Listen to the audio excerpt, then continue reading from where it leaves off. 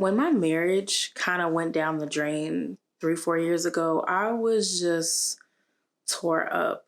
Um, I was angry. I was bitter. I was confused. I didn't understand, why this was happening. I didn't understand why it had to happen. I was angry with my ex, of course. I was angry because I felt like he gave up too easy. I felt like he didn't fight. I felt like he just threw in the towel and he just chose a life over me, over us. I just was really going through the motions. I was at home crying hysterically all the time, just crying. I would be in the grocery store parking lot bagging groceries into the car and loading the kids into the car, and I would get into the car and just grab the steering wheel and cry. Like, is this really my life?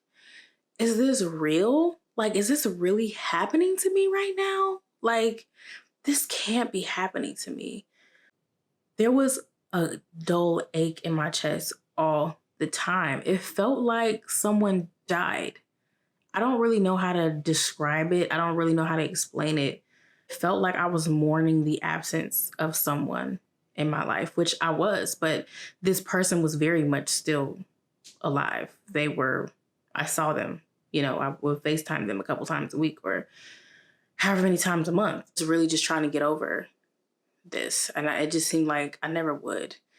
I was still very much so in love with this person when we split. I was not over them. I didn't want to be apart from them. I still wanted to be with them. And that's what made it hurt even worse, because I felt this extreme amount of rejection from the person who was supposed to be my life partner. And I would just cry all the time because I would miss this person.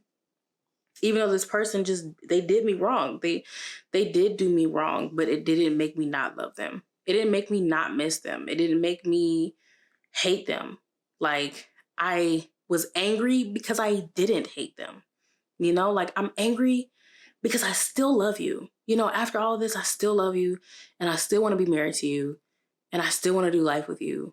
And it makes me angry that I want that. I really felt like I failed as a wife, even though, separation and divorce wasn't really my choice. It's not what I wanted, but I still ended up there. And I took blame for that. I was so ashamed. Like, how could I fail as a wife and end up a divorcee or divorcee? When I was a kid, I always imagined that my first marriage would be my only marriage. And the fact that my first marriage failed just crushed me. I hated that I had a divorce. Like, that I was getting a divorce, that I was separated from my husband. Like, that was just so embarrassing. But you know what? It was so many things that got us to this point that, it was just a lot of things coming against us, that made it hard for us to even have a marriage, So we didn't really have a fair fighting chance. It wasn't built on a solid foundation. So when a lot of things came at us, we crumbled. And just is what it is. Then I also went through that like jealous phase where I was just like watching everything my ex was doing and just getting so angry and upset because he was able to just like do whatever and move on and just not give a fuck about any of this. Like, it seemed like none of this fazed him, and he was just able to live his best life, or able to live whatever form of a life, freely. And I was sitting here stuck trying to figure out how I'm supposed to have a life. I was trying my best to adjust to circumstances I was never prepared to be in. I was never prepared to be sharing a room with 2 kids in my father's house, trying to finish up my degree. I wasn't prepared, to be living in Chicago, for however many more years. I wasn't prepared to be raising my kids alone while, my ex was deployed or, while he was away. And I just always wondered how much longer are things going to be this hard. It's just been a nonstop roller coaster. Um, if I go through my journals, I probably have so many entries about, you know, my ex and our situation and how much it's affected my life.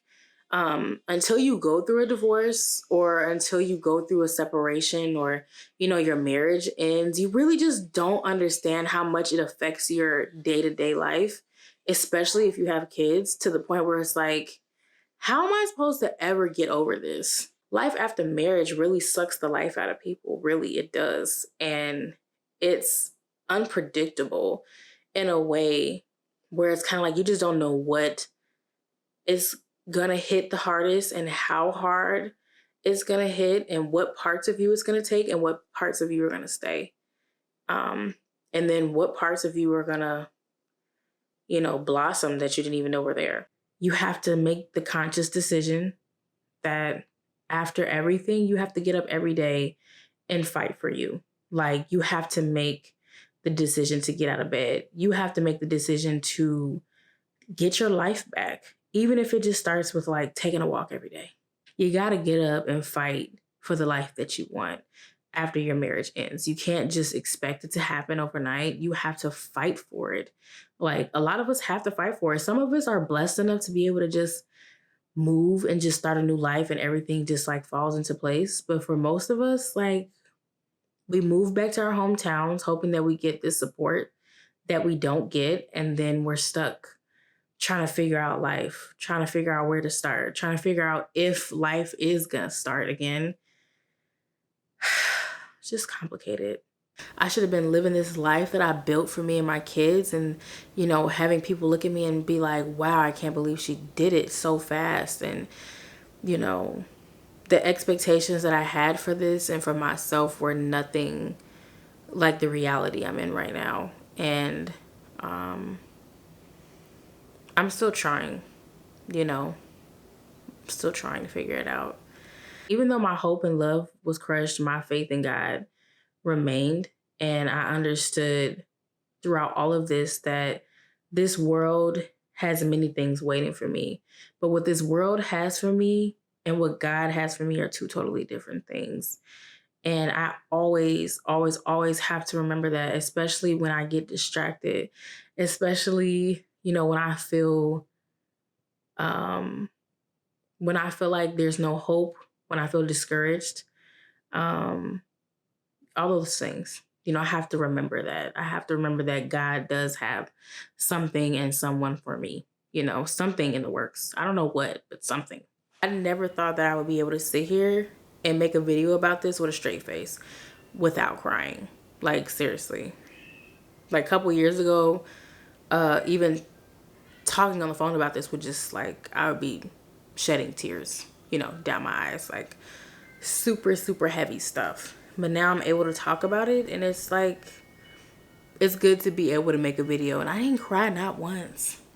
I hope you guys enjoyed my little chit chat about life after marriage. It's not something that I usually talk about, or that I'm very open and vulnerable, to discussing, especially on the internet. But I do want people to know that you're not alone in what you feel. And that everything you're feeling is normal. Everything you're going to feel is normal. All the things that you're going to want to cry about are normal.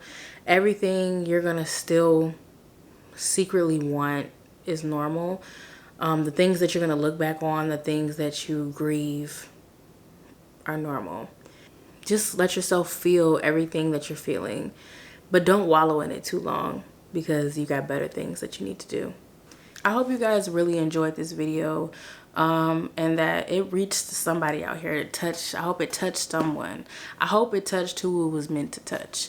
And, if you haven't clicked that subscribe button already, go ahead and hit that for me and hit that like button. I have way more content to come.